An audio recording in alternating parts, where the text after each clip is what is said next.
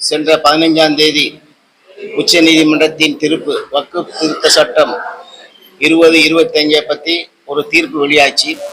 இதில் பல குழப்பங்களை மக்கள்கிட்ட ஏற்படுத்தியிருக்கு. இதுக்கு ஒரு தெளிவு கிடைக்கணும். சில பேர் அதை ஆதரிச்சிருக்கிறாங்க, சில பேர் ஆதரிக்கலை.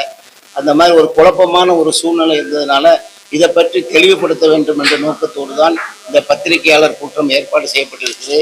இதை பற்றிய விளக்கங்களை பேராசிரியர் ஜவாஹிருல்லா அவர்கள் உங்களோடு பகிர்ந்து கொள்வார்கள். அதே நேரத்தில் பத்திரிகை அறிக்கையும் உங்களுக்கு கொடுக்கப்பட்டிருக்கிறது.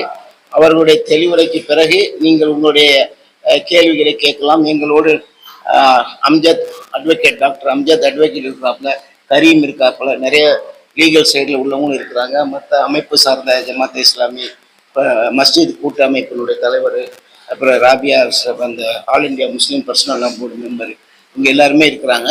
அவங்க எல்லாருமே உங்களுக்கு உங்கள் கேள்விகளுக்கு விளக்கமான பதிலை தருவார்கள் என்று கேட்டுக்கொண்டு என்னுடைய அறிமுக உரையை நிறைவு செய்கிறேன். வக்ஃப் திருத்த சட்டம் 2025 எதிர்த்து உச்சநீதிமன்றத்தில் அனைத்திந்திய முஸ்லீம் தனியார் சட்ட வாரியம் உள்ளிட்ட பல அமைப்புகள் வழக்கு தாக்கல் செய்தது. அந்த வழக்கு குறித்த தீர்ப்பு கடந்த 15ஆம் தேதி உச்சநீதிமன்றத்தினுடைய தலைமை நீதியரசர் அவர்கள் தலைமையிலான அமர்வு ஒரு தீர்ப்பை வழங்கி இருக்கிறது. இந்த ஒன்றிய அரசு நாடாளுமன்றத்தில் நிறைவேற்றிய வக்ஃப் திருத்த சட்டம் 2025 44 திருத்தங்கள் இருந்தது. ஆனால் ஒட்டுமொத்தமாக ஆய்வு செய்து பார்க்கும்போது அதில் சேர்த்தல்கள், நீக்கல்கள், அதே மாதிரி மாற்றீடுகள் என்று மொத்தம் 115 திருத்தங்கள் இருந்தன. ஆனால் உச்சநீதிமன்றம் வழங்கி இருக்கக்கூடிய தீர்ப்புல இந்த திருத்த சட்டத்தில் சில பிரிவுகளை நிறுத்தி வைத்திருக்கிறது.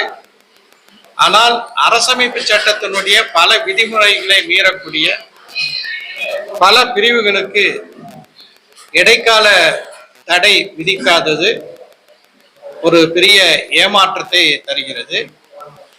இந்த தீர்ப்பு ஒரு இடைக்கால தீர்ப்பு தான். மீண்டும் இந்த வழக்கு நவம்பர் மாதத்துல முழுமையாக விசாரிக்கப்படும் என்ற ஒரு நிலையில் இருக்கிறது.